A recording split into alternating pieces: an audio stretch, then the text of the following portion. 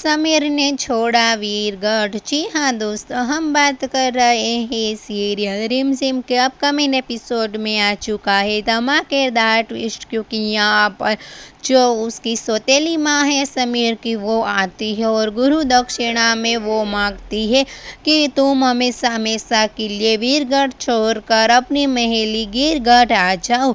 लेकिन यहाँ पर जो रिमझिम है ये नहीं चाहती है कि समीर ये महल छोड़कर चला जाए, लेकिन समीर जो है वो अपनी गुरु माँ की दक्षिणा को देने के लिए पूरी तरह से फैसला ले चुका होता है और वो अब छोड़कर चला जाएगा वीरगढ़, क्योंकि यहाँ पर समीर की माँ है सौतेली, वो चाहती है कि वो अपने महल वापस आ जाए।